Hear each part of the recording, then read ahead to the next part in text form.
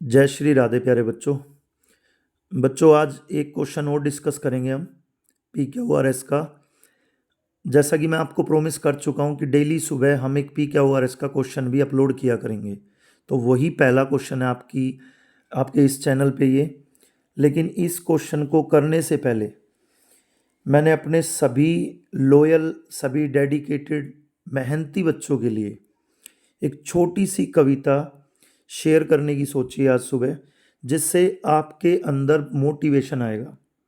और मैं चाहता हूँ आप पूरी तरह मोटिवेटेड रहें। डेली डेली सुबह आपके अंदर एक पूरा जोश होना चाहिए अपने लक्ष्य को लेकर।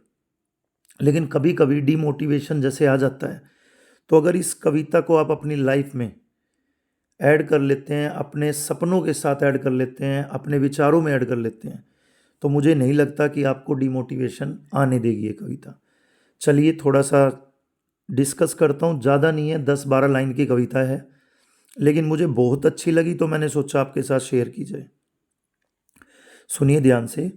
घुट घुट कर जीना छोड़ दे, तू रुख हवाओं का मोड़ दे। हिम्मत की अपनी कलम उठा, लोगों के भरम को तोड़ दे। तू छोड़ी आंसू, उठ हो खड़ा, मंजिल की ओर अब कदम बढ़ा। हासिल कर एक मुकाम नया, पन्ना इतिहास में जोड़ दे। घुट घुट कर जीना छोड़ दे, तू रुख हवाओं का मोड़ दे। हिम्मत की अपनी कलम उठा, लोगों के भरम को तोड़ दे। उठना है तुझे, नहीं गिरना है, जो गिरा तो फिर से उठना है। अब रुकना नहीं एक पल तुझको, बस हर पल आगे बढ़ना है। राहों में मिलेंगे तूफान कई, मुश्किलों के होंगे वार कई। इन सब से तुझे न डरना है, तू लक्ष्य पे अपने जोड़ दे। घुट घुट कर जीना छोड़ दे, तू रुख हवाओं का मोड़ दे। हिम्मत की अपनी कलम उठा, लोगों के भरम को तोड़ दे। चल रास्ते तू अपने बना, छू लेना अब तू आसमान। धरती पर तू रखना कदम, बनाना है अपना ये जहां। किसी के रोके ना रुक जाना तू, लकीरें किस्मत की खुद बनाना तू। कर मंजिल अपनी तू फतेह, कामयाबी के निशान छोड़ दे। घुट घुट कर जीना छोड़ दे, तू रुख हवाओं का मोड़ दे। हिम्मत की अपनी कलम उठा, लोगों के भरम को तोड़ दे। उम्मीद करता हूँ बच्चों, अगर आपको ये चीज़ें समझ आई होंगी तो बहुत ही मोटिवेटेड लाइन लगी मुझे ये। हर उस बच्चे के लिए जिसको कोई ना कोई हराने की कोशिश कर रहा है या उसको सिचुएशंस हराने की कोशिश कर रही है। आपको सिर्फ इसकी मेन लाइन पे ध्यान रखना है। हिम्मत की अपनी कलम उठा, लोगों के भरम को तोड़ दे। अपनी हिम्मत की कलम उठानी है और लोगों का जो भरम है आपको लेकर कि आप ये नहीं कर सकते, आप वो नहीं कर सकते, उस भरम को तोड़ दो। घुट घुट कर जीना छोड़ दो और रुख हवाओं का भी मोड़ दो। चलिए प्यारे बच्चों, क्वेश्चन डिस्कस करते हैं। मैं कोई बहुत बड़ा पोएट नहीं हूँ, बहुत बड़ा शायर नहीं हूँ। मुझे जो अच्छा लगा आपको अपनी फैमिली मानकर, आपको अपने डेडिकेटेड, अपने बहुत ही स्पेशल पर्सन मानकर शेयर की, क्योंकि मैं नहीं चाहता आपको कोई भी लाइफ का पड़ाव डिमोटिवेट करे। तो ऐसी ऐसी बातों को अपने लाइफ में ऐड कर लो जो आपको कुछ करने पे मजबूर करे। चलिए क्वेश्चन डिस्कस करते हैं। मुश्किल से 5-7 ही मिनट का काम है इस क्वेश्चन में। तो देखिए, अक्सर मैं बताता हूँ या आप लोगों ने पढ़ा भी होगा कि हम किसी भी सेंटेंस की शुरुआत नाउन से करते हैं। कोई भी सेंटेंस की शुरुआत हम मोस्टली सब्जेक्ट से करते हैं, और सब्जेक्ट होने का अधिकार या तो नाउन का होता है या तो प्रोनाउन का होता है। तो बच्चों, इन चारों लाइनों में आपके सामने पहला जो ऑप्शन है, पहला जो पार्ट है ए वाला, उसको पढ़ के देखिए। He was caught by the police on the spot. ये ही एक प्रोनाउन है।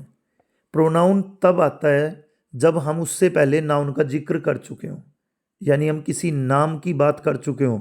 राम, श्याम, गीता, इंडिया, दिल्ली, रशिया, कोई भी ऐसा नाम जिसके बारे में हम पहले बात कर चुके हों क्वेश्चन में, उसके बाद सेकंड लाइन हो सकती है आपकी प्रोनाउन, क्योंकि सेकंड टाइम आप उस नाउन को रिपीट नहीं कर सकते। नाउन के रिपीटेशन को रोकने के लिए ही प्रोनाउन चैप्टर बना है।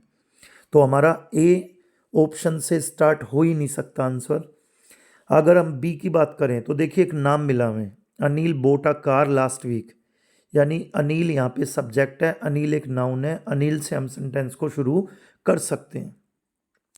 अभी लेकिन आप आंसर मत मानना, मैं आपको एक एक चीज़ समझा रहा हूँ, फिर आप खुद ही आप जज करना कि आंसर कौन से पार्ट से माना जा सकता है। जैसे कि अनिल एक नाउन है और ए में ही एक प्रोनाउन है, तो क्वेश्चन जब भी नाउन और प्रोनाउन दिए होंगे तो हमें स्टार्ट किससे करना है, नाउन से। यानी ए का तो कोई चांस बनता नहीं, चांस अगर बनता है तो बी के बनने के चांस है, लेकिन सी को भी चेक करेंगे अभी हम। Unfortunately the car met with an accident today. अब आप खुद देखिए इस सेंटेंस में द कार का यूज हुआ है, स्टार्टिंग में अनफॉर्चुनेटली के बाद क्या यूज हुआ है, द कार, और अनिल बोट ए कार में ए कार का यूज हुआ है। तो बच्चों जब भी कभी किसी नाउन की, किसी कॉमन नाउन की, कॉमन नाउन मतलब कार, कॉमन नाउन मतलब शर्ट, कॉमन नाउन मतलब पेन, मतलब आप पर्टिकुलर कोई प्रॉपर नाम नहीं ले रहे हैं, आपने सिर्फ उसकी जाति का नाम लिया। तो जैसे कार ए कार है, बी वाले ऑप्शन में ए कार है, ए कार का मतलब है कि वो कार का यूज पूरे वाक्य में पहली बार किया गया है। जब हम किसी नाउन का फर्स्ट टाइम यूज करते हैं, किसी कॉमन नाउन का, तो हम उसके पहले ए या एन का यूज करते हैं। लेकिन उसी सेम नाउन का जब हम दूसरी बार तीसरी बार यूज करते हैं तब उसके पहले हम दा का यूज करते हैं। तो मेरे इस लॉजिक को समझने की कोशिश करिए आप।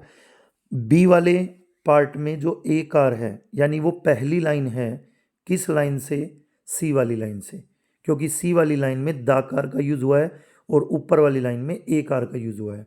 इसका मतलब सी वाली लाइन से भी क्वेश्चन शुरू नहीं हो सकता, ए वाली से भी शुरू नहीं हो सकता। अगर स्टार्ट होने के चांस हैं तो अब तक तो बी के ही हैं।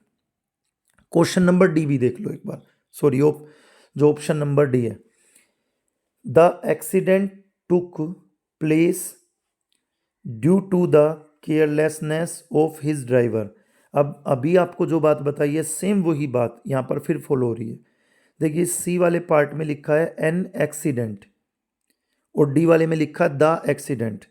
इसका मतलब जो हमारा सी पार्ट है, जो हमारा सी पार्ट है, सॉरी डी पार्ट है, वो भी किससे पहले नहीं आ सकता, सी से पहले नहीं आ सकता।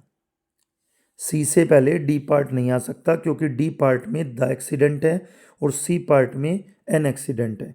और मैं आपको ये बात पहले ही बता चुका हूँ कि अगर किसी नाउन से, किसी कॉमन नाउन से पहले ए या एन का यूज़ हुआ हो तो समझ लेना उसका यूज फर्स्ट टाइम हो रहा है वाक्य में, और अगर द उसके साथ आ जाए तो समझ लेना फिर next time, next to next, ऐसे चलता रहेगा।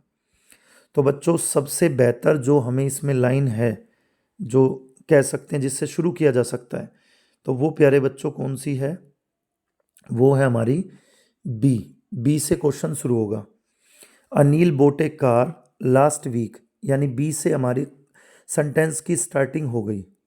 उसके बाद देखिए जब उसने लास्ट वीक कार खरीदी, बोट की खरीदी, परचेज कर ली, उसके बाद आप सी ऑप्शन देखिए, unfortunately the car, A car B में यूज हुआ, द कार सी में यूज हुआ, तो बिल्कुल उसके बाद की लाइन क्या बनेगी, unfortunately the car met with an accident today, यानी बी के बाद सी आना जरूरी है।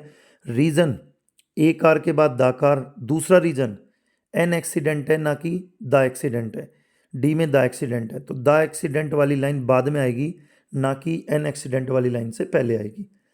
तो बी के बाद सी ऑप्शन होगा हमारा, यानी बी के बाद जो क्रम होगा, जो ऑर्डर होगा, वो बी के बाद सी का होगा।